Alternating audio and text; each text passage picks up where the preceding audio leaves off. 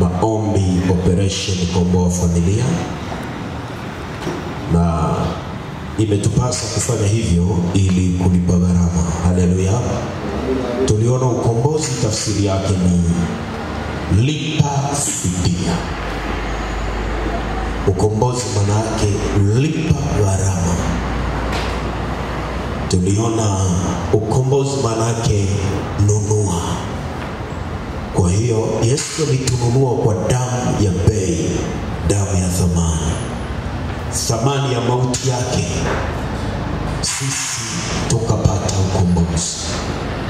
Lakini bado tunao ndugu zetu ambao hawajakombolewa. Wanapitia nyakati ngumu na matatizo mengi kwa sababu wametekwa na utawala wa giza. Na imenipasa mimi na wewe kuweza kumlilia Bwana na kukazana kwa ajili yao, tulipe gharama ili wakombolewe. Sema amen. Sema amen. Sema amen. Sema amen. Amen. Tukiwa hapa niendelee kukukumbusha siku ya Jumatatu tutaanza kongamano letu la siku 14. Dunia sasa imefika ukingoni.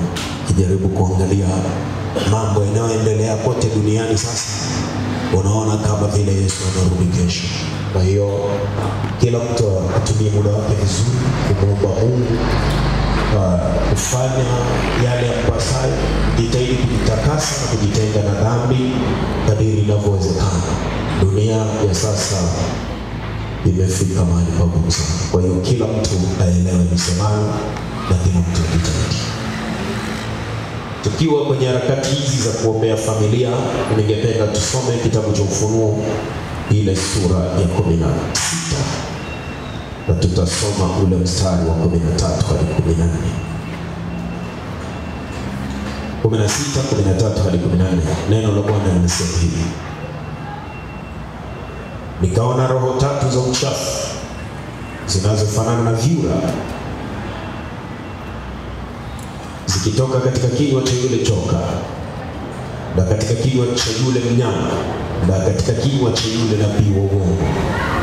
Hizo ndizo roho za mashetani zifanyazo ishara, zitokazo na kuwaendea wafalme wa ulimwengu wote, kuwakusanya kwa vita ya siku ile kuu ya Mungu Mwenyezi. Yohana katika maono yake anasema aliona roho tatu mfano za uchafu, mfano vyura. Na hizi roho chafu anasema ndizo roho za mashetani, lakini mfano wake ni vyura. Na anazitaja kabisa, anasema ni joka, mnyama na nabii wa uongo.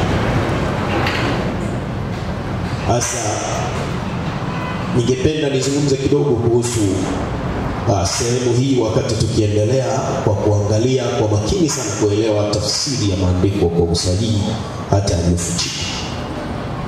Tukianza na joka. Joka ndiye anayesimama kumwakilisha shetani mahali popote. Na bila shaka mnajua kazi ya joka.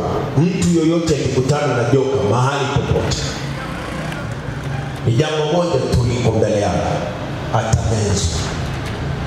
Kazi ya joka ni kumeza. Haleluya. Amen. Haleluya. Kazi ya joka ni kumeza. Kwa nini anameza? Anameza kipotee, anameza kitu chema. Hataki kitu chema kiwepo kwa hao wanaolitaja jina la Bwana majeshi. Sasa sisi tumepewa amri ya kusimama na kumhukumu joka. Sema amina. Amen. Tunapambana naye katika nyakati hizi na kwa hakika lazima tutashinda. Sema amen. Kwa hiyo joka kazi yake ni kumeza. Labda tukiangalia mahali fulani, kitabu kile cha Ufunuo ile sura ya 12, turudi sura ya 12. Tumeshaona roho ya uchafu mojawapo ni joka. Sura ya 12 mstari wa 3 hadi wa 5, neno la Bwana linasema: ikaonekana ishara nyingine mbinguni, tazama joka kubwa jekundu, alikuwa na vichwa 7 na pembe 10, na juu ya vichwa vyake vilemba 7, na mkia wake wakokota theluthi ya nyota za mbinguni na kuziangusha katika nchi. Na yule joka akasimama mbele ya yule mwanamke aliye tayari kuzaa, ili azaapo amle mtoto wake, naye akazaa mtoto mwanamume, yeye atakayewachunga mataifa yote kwa fimbo ya chuma. Bwana asifiwe sana. Bwana asifiwe sana. Joka alienda kukaa mbele ya mwanamke azaaye, ili atakapozaa ameze yule mtoto. Maandiko haya kimsingi yanalenga kanisa na kuzungumzia kanisa, lakini chimbuko la mwandishi ni Kristo. Yesu alipozaliwa tu alikutana na joka. Yesu alipozaliwa tu alikutana na joka aliyetaka kummeza. Alimuinukia akiwa ndani ya mfalme aitwaye Herode, akataka kummeza, na Yesu ilibidi akimbizwe aende akafichwe mpaka wakati mfalme huyu alipokufa, ndipo aliporudishwa, ingawaje joka huyu aliendelea kupigana naye hata akamwangamiza. Vivyo hivyo leo Kristo anapozaliwa mahali popote, joka hujitayarisha kummeza. Unapohubiria mtu yoyote mahali popote akaokoka, kweli ni furaha mbinguni, ni kweli ni furaha katika maisha yetu, lakini joka huanza vita naye haraka. Huyo mtu aliyeokoka yamkini ammeze, asiweze kuwa miongoni mwa waliookolewa au atakaorithi uzima milele. Tunao ndugu zetu waliomezwa na majoka kwa staili tofauti tofauti. Kuna watu waliomezwa na joka linaloitwa uchawi na ushirikina. Wako waliomezwa na joka linaloitwa uzinzi. Wako waliomezwa na joka linaloitwa ulevi. Wakamezwa watu hawa, na walikuwa wameokoka, walikuwa wamesimama, lakini joka alipoenda kupigana nao hawakuweza kushinda. Badala yake joka akawashinda. Kumbe walitakiwa wawe na damu ya Yesu ili waweze kumshinda kwa damu ya mwana kondoo na kwa neno la ushuhuda wao, lakini wakashindwa, wakamezwa na yule joka. Wako waliomezwa na joka jingine linaloitwa magonjwa. Bwana Yesu asifiwe sana. Wako waliomezwa na joka linaloitwa ugonjwa, na wako waliomezwa na joka linaloitwa mauti. Yani wamepigwa na mauti, wakafa, wakazikwa hapo. Lakini kilichosababisha wafe ni hatima walizobeba. Kilichosababisha wafe ni baraka zilizokuwa mbele yao. Kilichosababisha wafe ni wokovu. Wakamezwa na joka. Sasa tunayo kazi moja tu. Tunapoomba, tukiombea familia, lazima tujue namna shetani anapopigana na familia. Bwana asifiwe sana. Yaani usimchukie yule ambaye unaona hafanyi vizuri kwenye familia. Hapana, usimchukie. Sio kazi yangu mimi na wewe kuhukumu. Sisi kazi yetu moja tu, kuombea. Bwana asifiwe sana. Na tunaweza kuhakikisha kabisa watu hawa wanageuka na kuacha matendo yasiyofaa kama tutasimama sawa sawa. Maana tukiomba jambo lolote, Biblia inasema tutapewa. Walipokusanyika 2 au 3 wakiomba kwa jina la Yesu, lolote wanaloliomba watapewa. Sema mimi. Kwa hiyo kwa sentensi hiyo imetulazimu sisi kuombea familia, na Biblia inasema Yesu aliwaambia ombeni siku zote wala msikate tamaa. Na sisi hatukati tamaa. Tutaomba leo, tutaomba kesho, tutaomba kesho kutwa, hata kama ile hali ya yule tunayemwombea itazidi kuwa mbaya zaidi, lakini tunajua kadiri maombi yanavyozidi kuwa mengi, ndivyo nguvu za adui zinazozidi kupungua, na mwisho atamwachilia. Sema amen. Fanya mzuri tunao makanisa.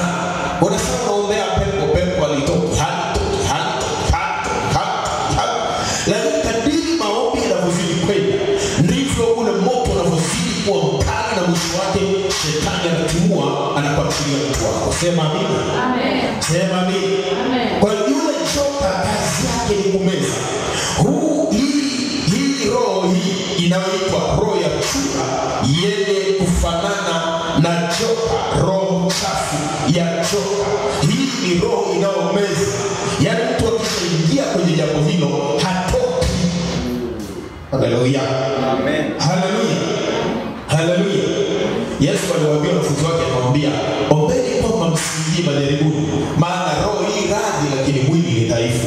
Kwamba anawaambia majaribu yatakuwepo, lakini ili msiingie kwenye yale majaribu lazima muombe kwamba msiingie kwenye hayo majaribu. Okay?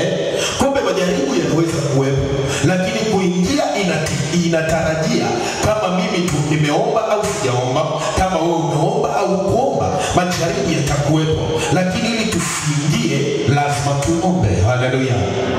Haleluya. Kaba. Haleluya. Amen. Haleluya. Amen. Kwa hiyo joka kazi yake ni kumeza. Na joka hamezaji kisichokuwa cha thamani. Hebu msikilize dada. Joka hamezaji kisichokuwa cha thamani. Chenye thamani ndicho kinachomezwa. Haleluya. Chenye thamani ndicho kinachomezwa. Nikwambie siri hii. Usimuone mtu ambaye alikuwa kijana mzuri sana, anasoma, anafanya vizuri sana, akaanza kufeli, akaanza tabia zisizofaa, akaanza wizi, akaanza kuvunja nyumba za watu, akawa mlevi, ukafikiri yeye ni mbaya sana kuliko wengine.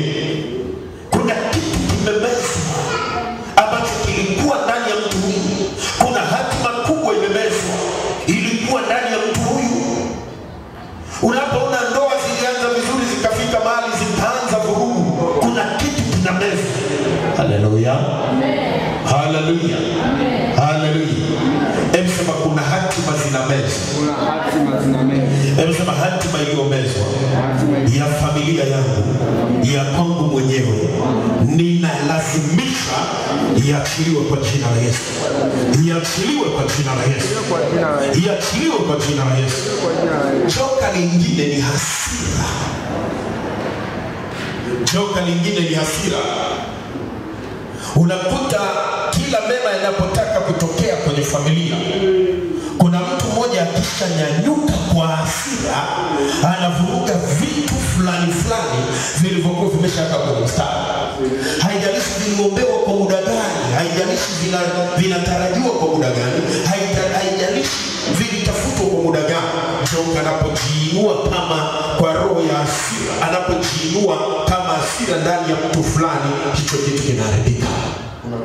Bwana asifiwe sana. Bwana asifiwe sana. Bwana asifiwe sana. Hebu sema kila mwanafamilia aliyemezwa na joka, ninaamuru atapigwa kwa jina la Yesu. Ewe joka utapike kwa jina la Yesu. Ewe joka utapika huyo mtu kwa jina la Yesu aliye hai. Ninapozungumza hivi ninazungumza nikiwa nasikia hisia ya namna fulani. Sijui nizungumze namna gani nielewe. Lakini kuna watu kwenye familia hawaishi kwa furaha, yani amani imeondoshwa kwa sababu mtu fulani tu yupo. Yule mtu akiwepo tu ndani hakuna furaha, hakuna amani, hakuna maelewano, hakuna jambo linalokwenda, kwa sababu huyu mtu anavaliwa au anatumika na roho linaloitwa joka kumeza furaha ya familia. Kazi ya joka ni kumeza. Yani kile kinachomezwa ni kile kinachokosekana. Kile kilichokosekana ndicho kilichomezwa. Bwana asifiwe sana. Kwa hiyo amani ya familia inaweza ikamezwa na joka. Furaha ya familia inaweza ikamezwa na joka. Na kama wewe hujui kuomba na ukaidai ile furaha ya familia, ukadai ile amani ya familia, haitatokea kamwe mpaka wepo mtu atakayeomba amshinde huyu ibilisi, amshinde huyu joka. Ndio maana ndiko anasema uzao wa mwanamke utamponda kichwa huyu joka, na joka tamng'ata kisigino. Yani kung'atwa kisigino hakutamaanisha tu kung'atwa na nyoka shambani, kuna maanisha tu pia kuvuruga mipango, kuvuruga vitu mlivyovibeba, kuvuruga vile ambavyo mlivyoko navyo. Sema amina tu. Haleluya. Haleluya. Ema kila joka aliyemeza baraka yangu. Rudia tena, kila joka aliyemeza baraka yangu, aliyemeza baraka za familia, leo naamuru atapite kwa jina la Yesu. Kila baraka iliyomezwa ya familia yangu, naamuru itapite kwa jina la Yesu. Ile amani ya familia, ile neema ya familia, yale mafanikio ya familia, ile furaha ya familia, na amuru itapikwe kwa jina la Yesu aliye hai. Haleluya. Haleluya. Uchungu wa familia unaweza ukamezwa pia. Unamezwaje na joka? Joka aliyemeza uchungu wa familia anaumeza hivi. Yaani kila pesa inayopatikana kwenye familia inaishia kwenye kitu fulani. Aidha kwenye ulevi, aidha kwenye uzinzi, aidha kwenye mashine hizi gambling, kwenye nini, kubet au tamaa. Zinaishia huko zile fedha. Kwa hiyo familia haipigi hatua. Inawezekana ikawa ni mkopo fulani ambao unazaliana kupita kawaida. Kwa hiyo familia imekuwa katika utumwa. Joka limemeza uchumi wa familia. Mifugo inauzwa, mashamba yanauzwa, mpaka nyumba inauzwa, maana uchumi wa familia umemezwa na joka. Haleluya. Haleluya. Biblia inasema tutamponda kichwa naye atatungata kisigino. Kabla hajangata kisigino, mimi nakuponda kichwa, kapika uchumi wa familia kwa jina la Yesu. Kabla hujangata kisigino, mimi kabla siende kukamata nitafungwa na kuponda kichwa, kapika uchumi kwa jina la Yesu aliye hai. Sema amina kubwa. Usilie sana kwa nini madeni yanaongezeka. Wana familia wanateseka na madeni. Familia moja ilikuwa naomba nayo, watoto wako 6 wote wanadaiwa. Mambo ni magumu kwenye familia. Nikawaambia tufunge siku 3. Tukaomba siku 3. Baada ya ile siku ya 3 kupita, kila mtu akaota alikuwa anapiga joka na muua. Amen. Sijui unanielewa nachokisema mtu wa Mungu.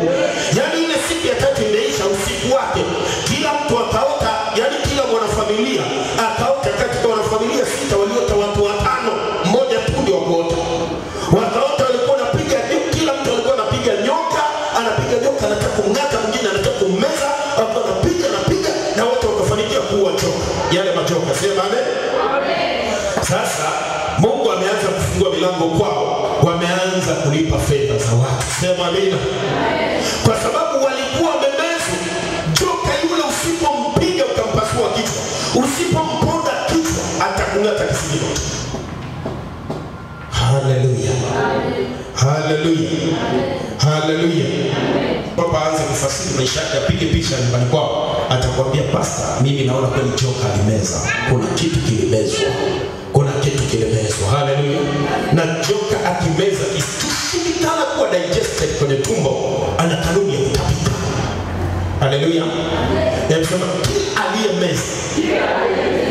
Yanasema kila aliyemeza. Rudia, kila joka lililomeza mafanikio yangu, mafanikio ya familia, baraka za familia, elimu ya familia, uchumi wa familia, afya ya familia, furaha ya familia, katika jina la Yesu. Leo naliamuru hilo pepo litapike kwa jina la Yesu na kutapisha kwa jina la Yesu.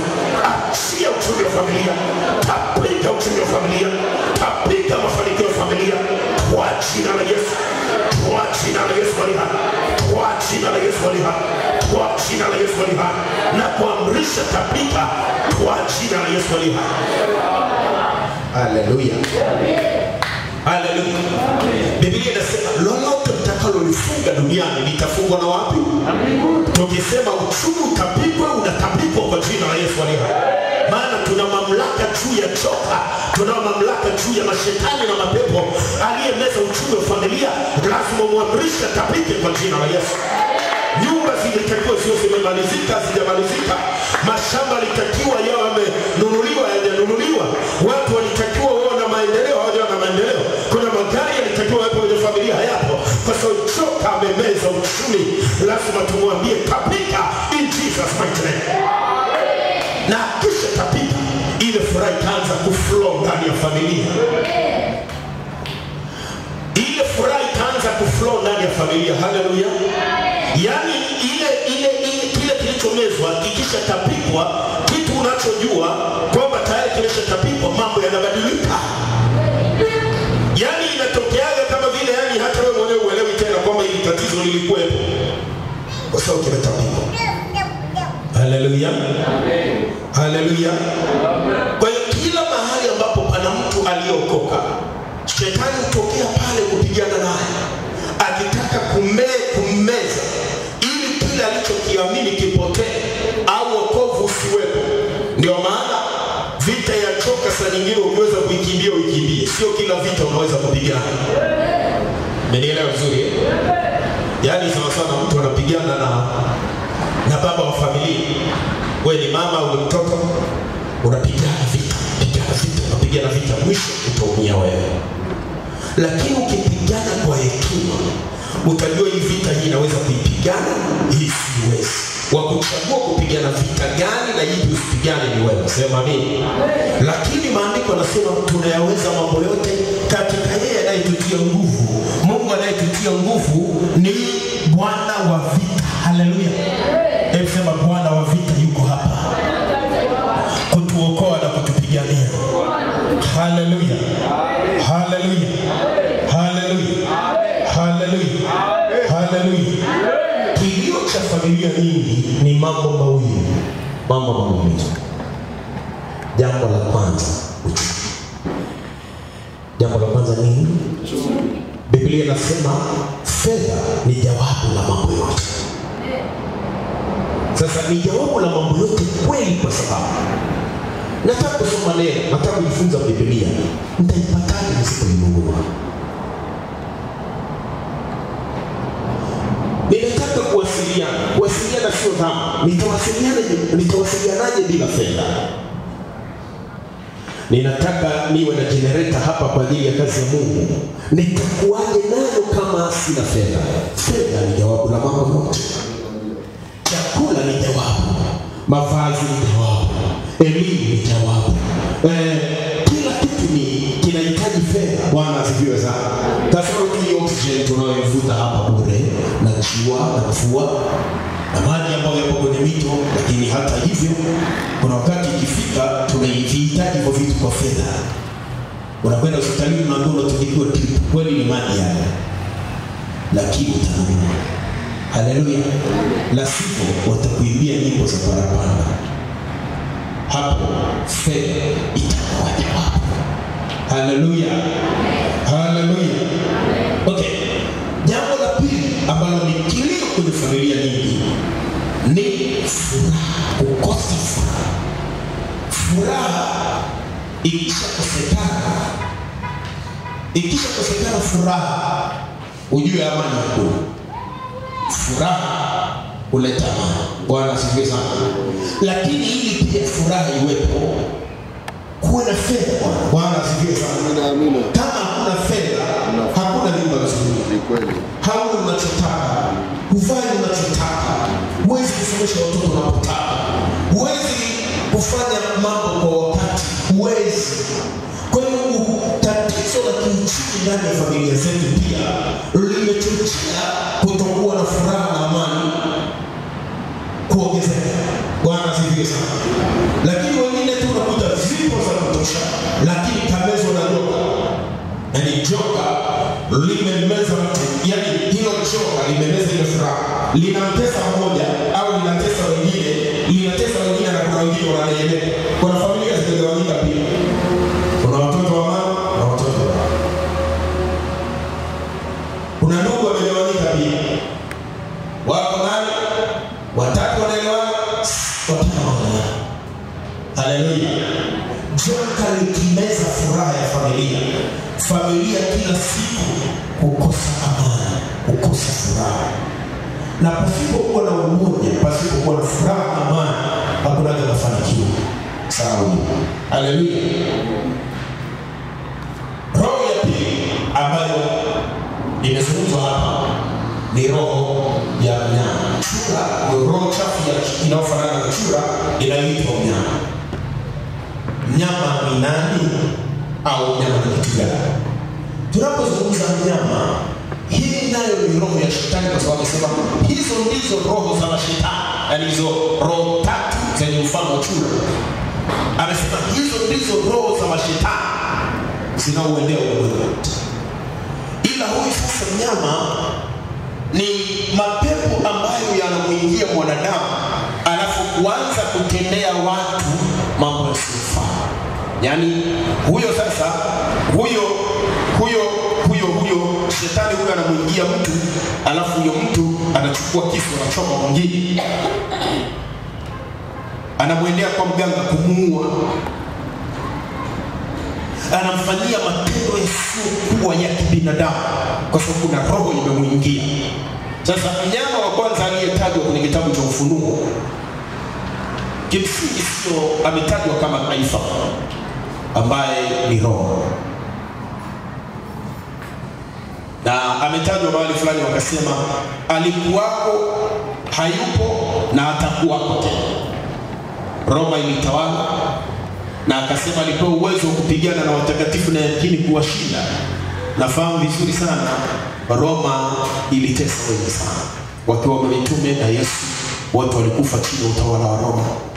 Damu za watu zaidi ya 8,000 walioitwa watakatifu wa Kristo, zaidi hivi ni 8,000 au 800,000, sikumbuki vizuri hiyo takwimu, lakini ni nani hapo kati ya 8,000 au 8,000 au milioni na kitu kama hicho,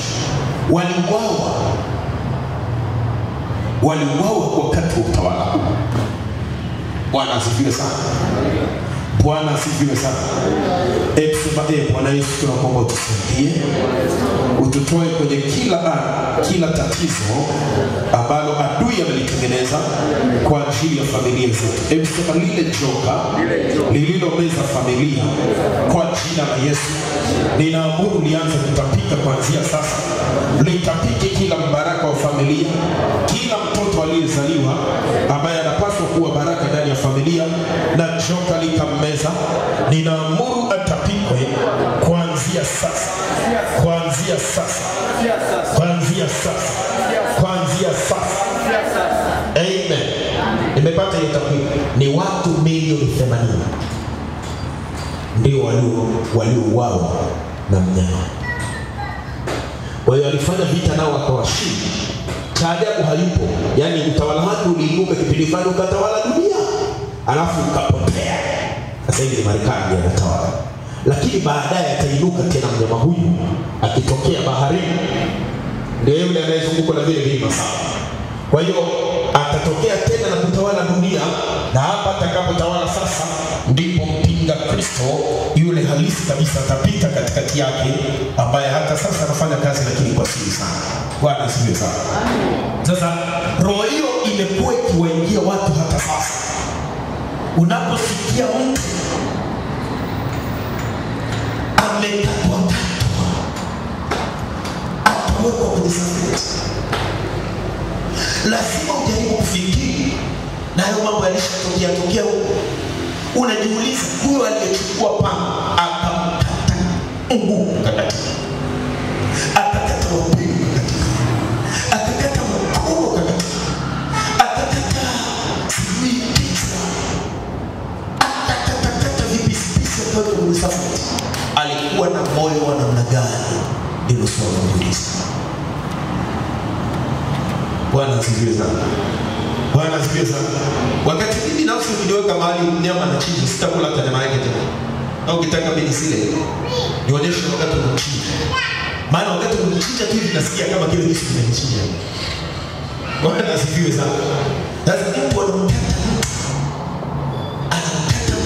au anamchoma mtu mpaka anamuua. Sio nini? Kuna mtu mmoja alitokea kwa daraja mbili yule, aliyemgoa mke wake jino kwa pliers. Sio mlifahamu hicho kitu. Anamjali, unajiuliza, alianza kulifuta huyo mama, analia bila shaka.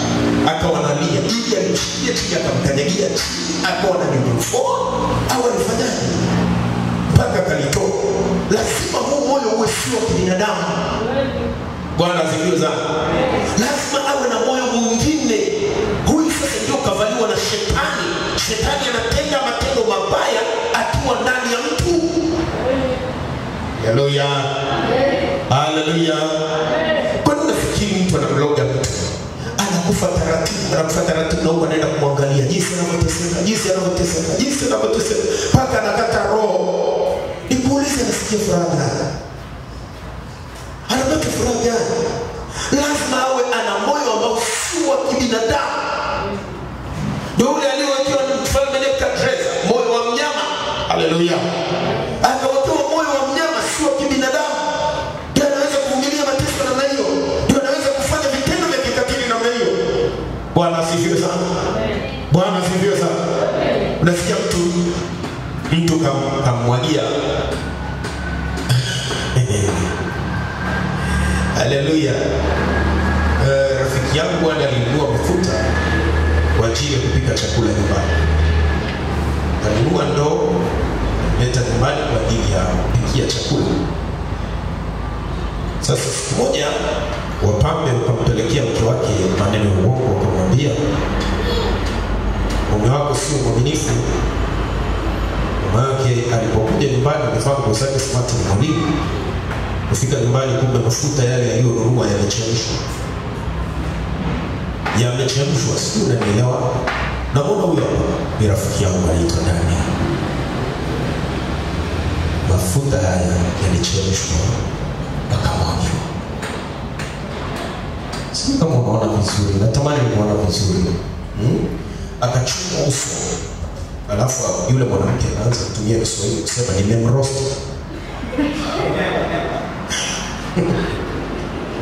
Yaani mafuta baada ya roasting this, atasema roasting yako.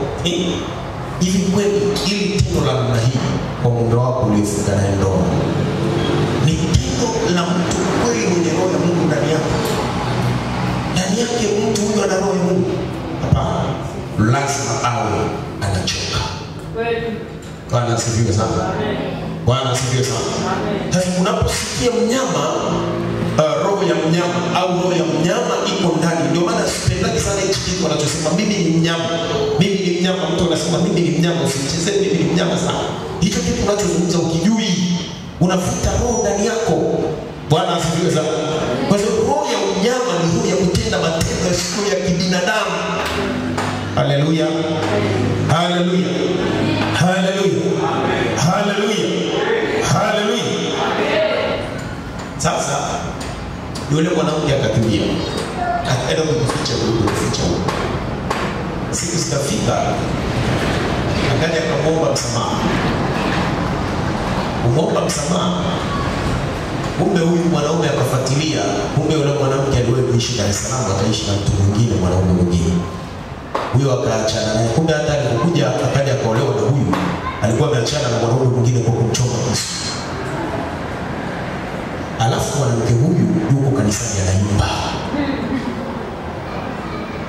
Unaweza kufikiria picha. Hebu itengeneze hiyo picha alafu iangalie. Haleluya. Amen. Haleluya. Amen. Haleluya. Sitaki kuongea sana lakini hata hapa alishakuja. Lakini si kuimba. Alikuja hapa kunifuata siku moja akiwa ananiomba nikamsaidie kuzindua siri yake huko. Sio ambaye kuna tatizo pale. Bwana asifiwe sana. Amen. Asa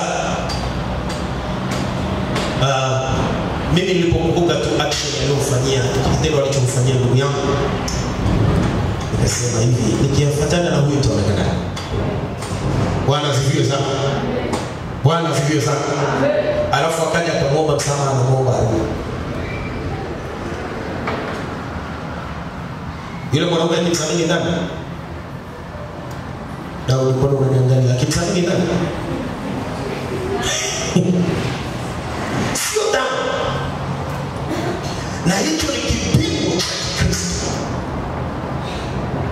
Ni mtihani. Jamaa akasema, bana, kama ulimchoma mwingine kisu akaponea, akaribia kufa, ukaja ukamwagia mafuta niliyonunua kwa pesa zako, unatangazia watu mimi roast. Sasa hivi nikirudiana na wewe utanikaanga kabisa. Bwana asifiwe sana. Bwana asifiwe sana. Sijui kama atahukumiwa au hatahukumiwa. Mimi hilo nimewacha, sitaki hata kuiongelea tena. Haleluya. Okay. Sasa mnyama atendapo kazi ni roho ya shetani imemwingia mtu kufanya vitendo visivyokuwa vya kibinadamu. Yaani matendo yasiyokuwa na huruma, matendo ya uonevu, matendo ya unyanyasaji, matendo ya maumivu, lakini yeye kama neno. Mchawi hufurahia kuloga watu. Mchawi hufurahia kuona mateso ya watoto wa wenzake. Anafurahia. Anafanya ujicha, anafurahia. Anamuua mwingine, anafurahia. Anamloga huyu, anashindwa kula chakula, anaugua, anafurahia. Roho ya mnyama. Haleluya. Haleluya. Sema roho ya mnyama.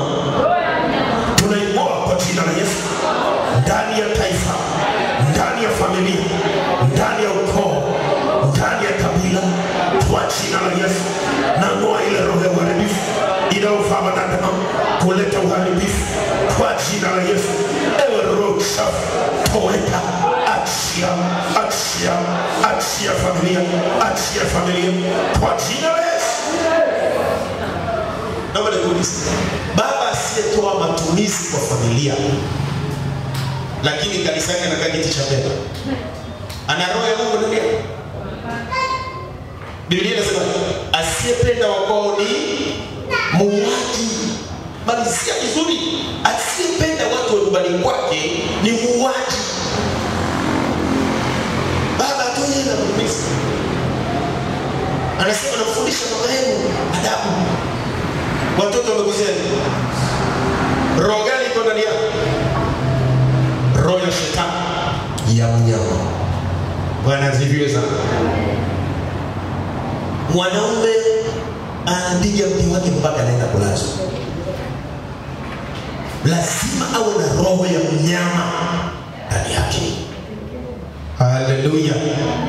Unaposikia roho ya mnyama au roho yenye mfano wa chura inayoitwa roho ya mnyama, ambayo ni pepo linaloitwa mnyama, ni roho ya vitendo vya kikatili. Menelewa vizuri? Menelewa vizuri? Menelewa vizuri? Okay. Je, kwenye familia zetu hatunao ndugu ambao hatuna baadhi ya watu ambao wanawatendeana watu matendo mabaya? Kwa mfano, anaenda kwenye nyumba ya mtu, anaenda mahali, anaenda kuchoma nyumba ya mtu, au anaenda kumwekea mifugo ya watu sumu na kufa. Lazima Mungu na roho ya binadamu, lazima Mungu na roho ya kipepo ndani yako ndio kufanya vitu. Bwana asifiwe sana. Sasa roho alikuja akawaingia kwa sababu kulikuwa hakuna ulinzi. Hakuna ulinzi wa mauti. Na yamkini wewe ndio ulikuwa unaombeaga familia, ukafika mahali ukachoka, ukasema na sikuombee tena. Sikia nikwambie rafiki yangu, yule ulipomwambia tu muombee tena, ndipo ulifungua mlango wa shetani. Kwa sababu wewe ulifanya ujinga yake. Biblia inasema nimeweka walinzi juu yako, nimeweka walinzi dhidi ya kuta zako ee Yerusalemu. Hawatanyamaza kimya, watakuwa kukumbusha Bwana mpaka haki itakapotokea. Kumbe haki haijawepo, lakini wameweka walinzi wa kulinda kwamba yule mharibifu atakapokuja asiharibu mpaka amani au siku haki itakapotokea. Kumbe siku ya haki sio leo, lakini kuna mlinzi amewekwa, na kwenye kila familia kuna mlinzi amewekwa. Hakuna kifo kinachotokea isipokuwa huyo mtu ameambiwa kwa kupitia ndoto au kwa maono au kwa sauti ya ndani. Hakuna kinachotokea, kwa sababu huyo ni mlinzi kwenye familia. Bwana Yesu asifiwe sana. Haleluya. Nataka kuhakikishia mahali popote palipowekwa mlinzi, hapatoki kitu au kuingia kitu mlinzi asipopewa taarifa. Unakubaliana nini? Yaani mahali popote ukishaona pana mlinzi, hakitoki kitu wala kiingi kitu asipopewa taarifa mlinzi. Kwa hiyo mtu aliyewekwa mlinzi wa familia, jambo lolote linalotaka kutokea kwenye familia, yeye hupashwa habari mapema. Na saa nyingine anapewa ile habari sio ili aombe, anapewa habari ili awe na taarifa kwamba kuna kitu kitachunguliwa. Kwa mfano, ndugu yake atakufa, afu naamka ile asubuhi, usikii huzuni wala usikii kulia wala usikii mzigo mkubwa. Maana umepewa taarifa ili ujue jambo ambalo Mungu anataka kulifanya na halitazuilika hata ukifunga. Haleluya.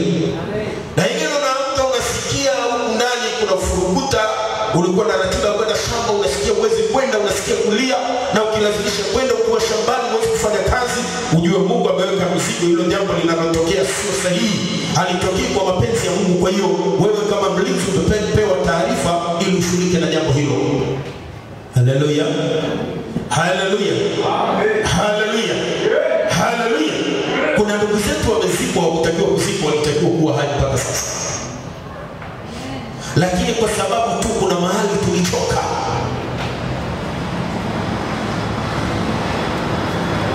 Yaani utajua ulikuwa unaonyeshwa mara kwa mara mauti, lakini ukufanya. Baada ya yule mtu kufa, ukasikia hukumu na maumivu, na mpaka sasa ukikumbuka unasikia kuumia.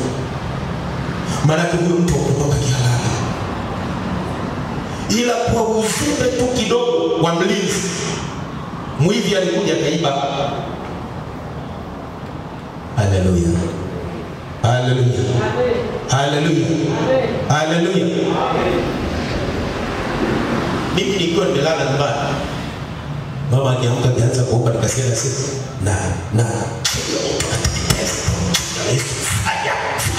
mimi hata nikisikia siamki kuungana naye, maana sijui hiyo fire ni nini. Yeye ndiye anayejua hiyo fire ni nini. Bwana asifiwe sana. Wala siwezi kumuuliza mbona nimesikia unaachilia fire. Yeye anajua. Mlinzi. Haleluya. Yamkini kuna kitu ameona amelala. Haleluya. Sasa alipoona akajua hii sio sawa, akaamka kupambana naye, lakini mimi sijaonyeshwa, maana labda yeye ndio mlinzi wa sawa. Haleluya. Haleluya. Hebu kwa jina la Yesu aliye hai.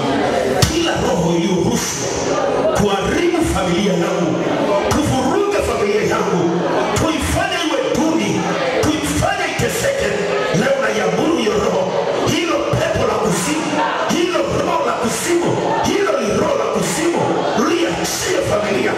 Ondoka, achie kwa jina la Yesu, kwa jina la Yesu, na kuamuru toka, achia familia kwa jina la Yesu aliye hai. Hebu sikiliza vizuri. Yaani jinsi unavyokemea hapa, unavyokemeaga pepo, ndivyo ukikemea roho iliyoingia mahali popote ikakaa inapotoka. Unavyokemea ndivyo inavyotoka, kama unavyokemea pepo inatoka. Bwana asifiwe sana. Bwana asifiwe sana. Pepo lililomeza, joka lililomeza litapike kwa jina la Yesu. Hebu litapike kwa jina la Yesu. Alafu roho ya tatu ni nabii wa uongo. Nabii wa uongo ni nani? Nabii wa uongo ni mtu yoyote anayeweza kutumika kuleta habari ya uongo ikakutoa kwenye mpango wa Mungu. Kwa mfano, unaweza kuanza maombi yako ya siku 14, ulisikia kufunga maombi ya siku 14. Ukiwa siku ya tatu mtu akaja akakwambia nimekuja hapa nimetumwa, ninajua uko kwenye maombi, ninajua nini uko kwenye maombi, lakini Mungu amenituma akaniambia atakutendea tu hayo ambayo unamuomba. Kwa hiyo huna haja ya kufunga tena, maombi yako yameshajibiwa. Na wewe ukaacha, kumbe ulikuwa unasikia mzigo wa kuomba, kukemea roho ya mauti isiue mtu, na umesikia ufunge siku 14. Siku ile ulioacha tu, kesho yake yule mtu akafa. Manake yule aliyekuletea habari ni nabii wa uongo. Haleluya. Haleluya.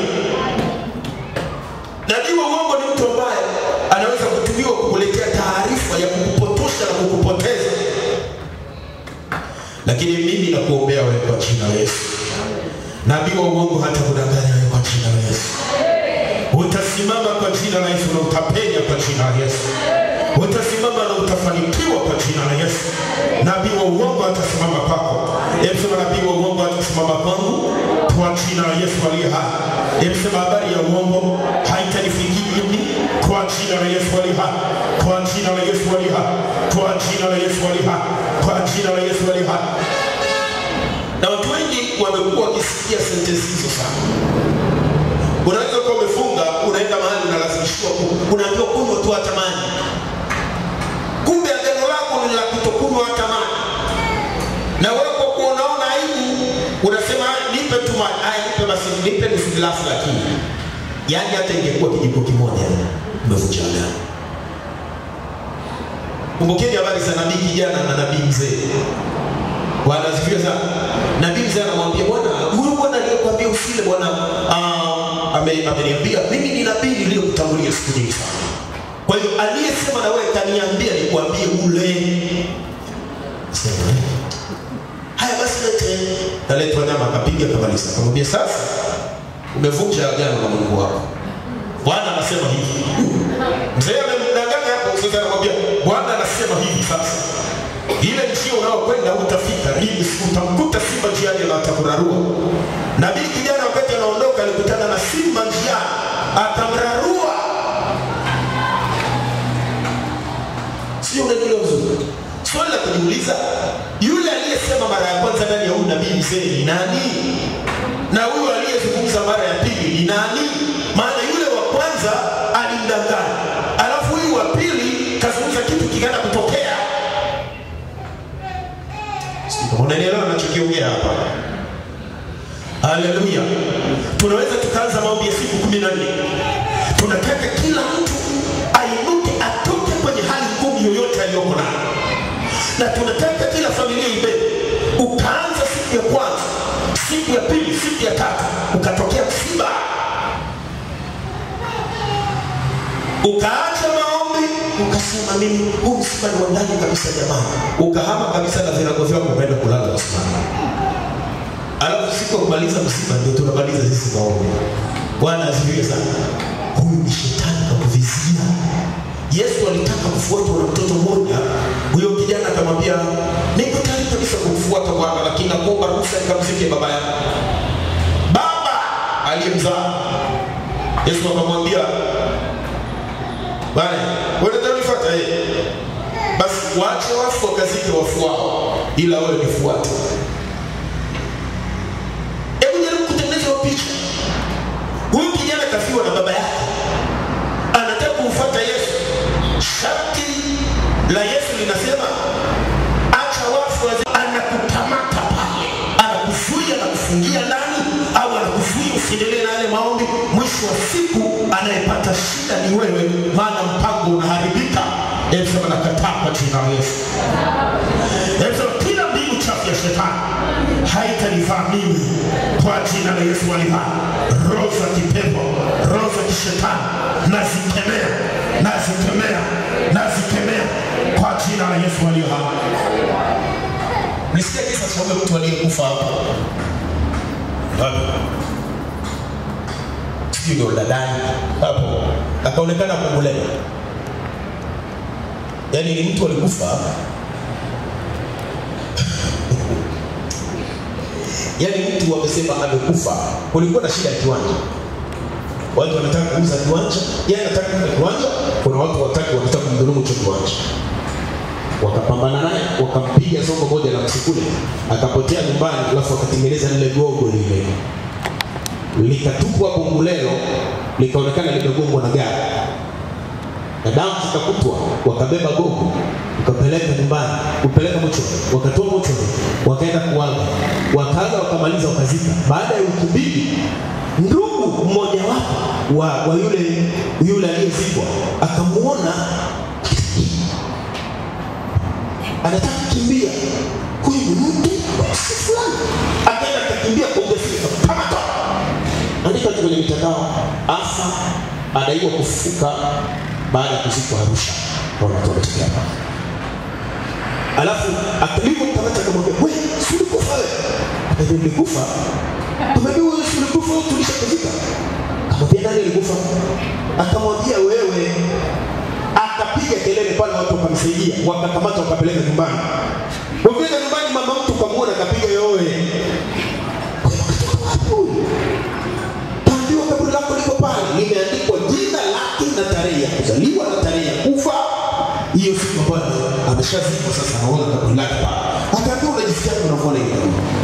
Sasa mimi naona tu ni vizuri tu, sasa niseme Bwana asifiwe sana. Kumbe alizikwa, roho ya kipepo ikampoteza, alafu akatengeneza mazingira, gogo likaja likagongwa pale. Lile gogo likaenda likazikwa, wakifikiri ni ndugu yao, kumbe si ndugu, ni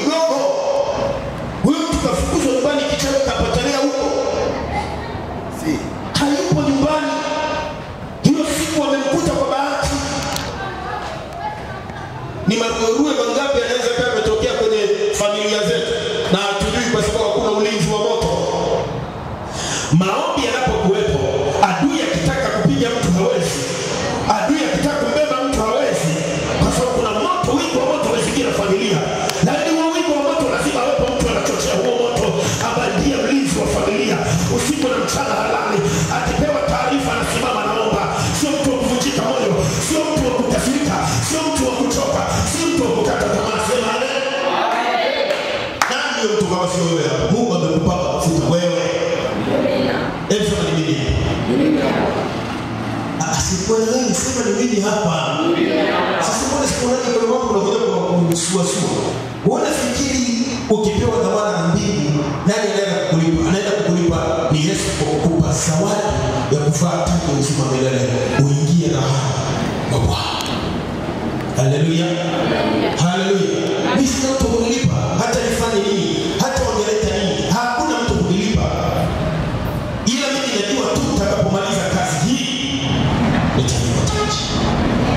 Haleluya. Taji hiyo nini? Kutokufa tena, kuishi milele, kuwa na amani na furaha, hakuna magonjwa tena, hakuna mauti tena. Nitakuwa hai milele pamoja na Kristo. Yaani nikiwa hai, sio kuwa hai kiroho. Hivi ninavyoniona hivi, nikitembea, nikiongea, siku zinakuja baada ya kazi. Amina. Haleluya. Amina. Maana si tayari wala sichoki.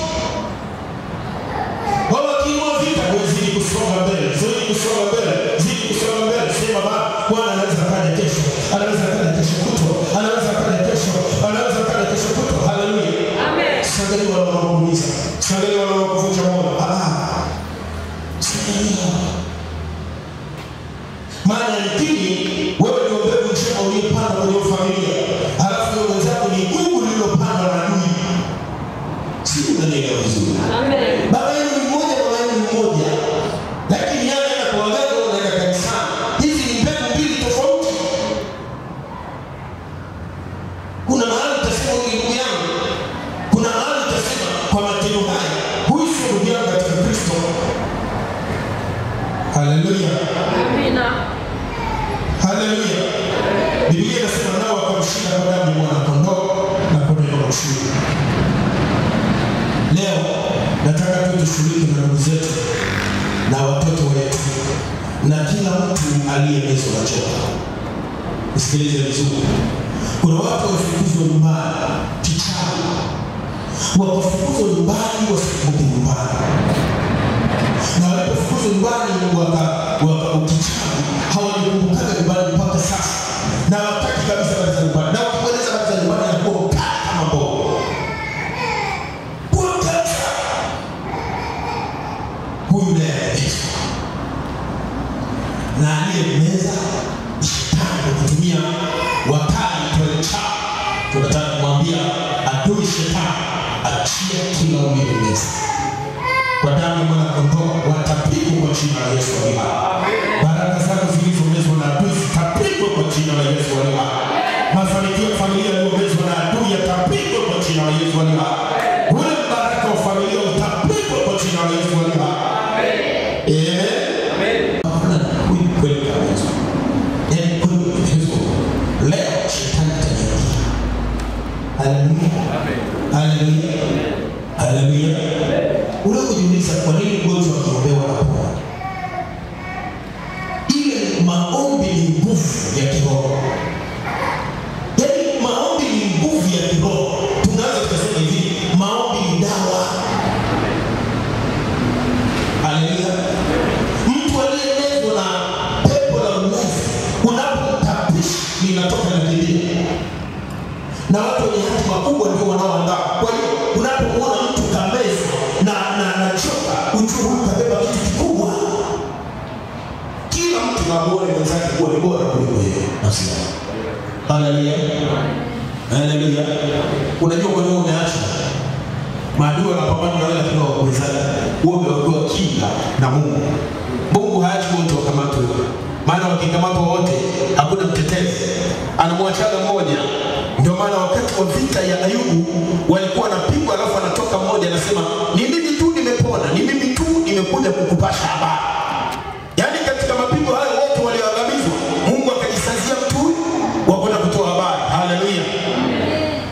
na kwako wewe umeachwa, ndio maana upate matatizo mengi.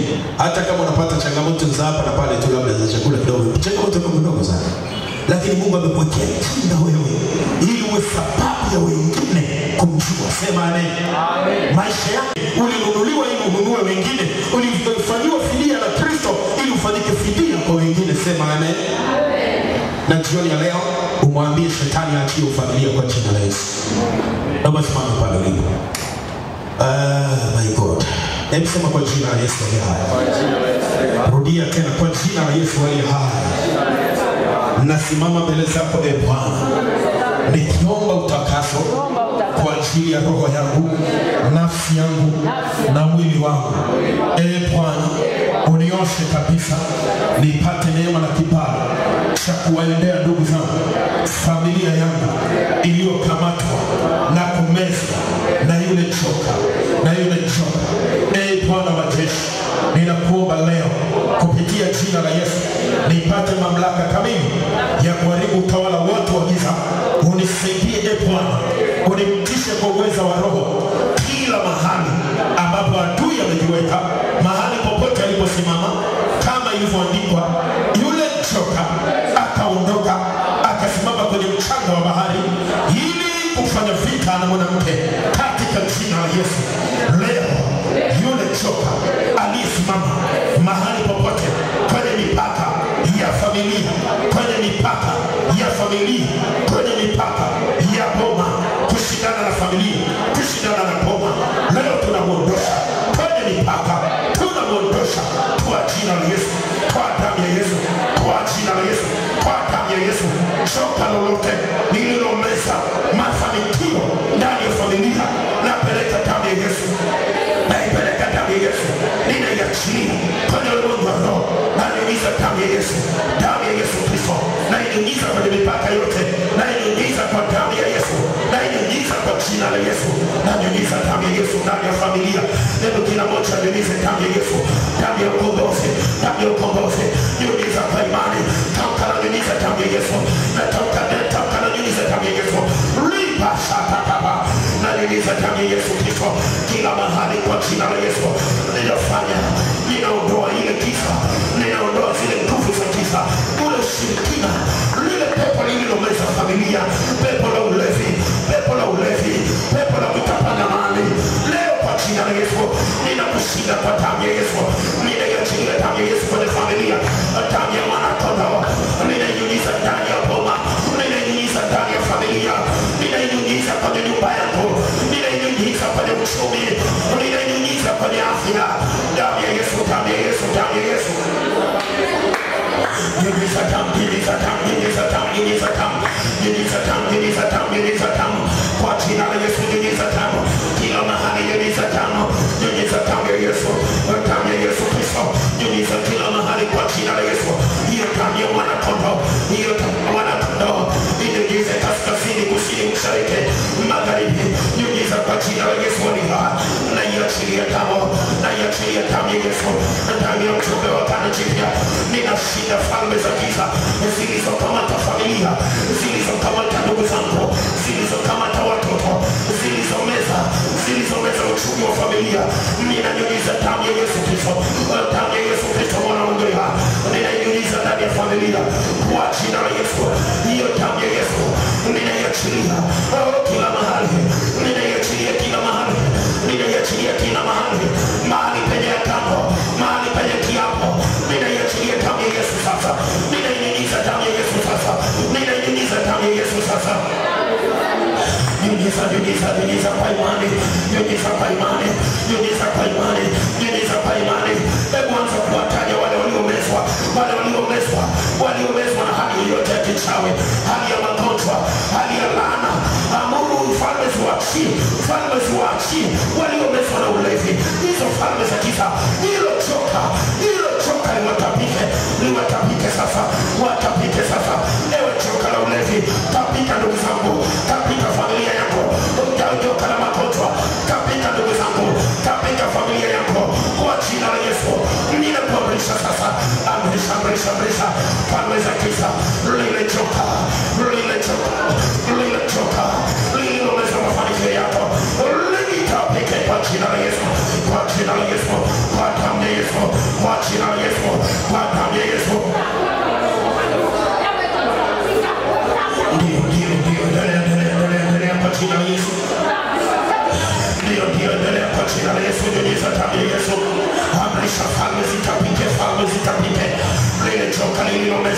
lile joka lililomeza kwa jina la Yesu aliha litapita oh litapita kwa jina la Yesu aliha ewe joka tapita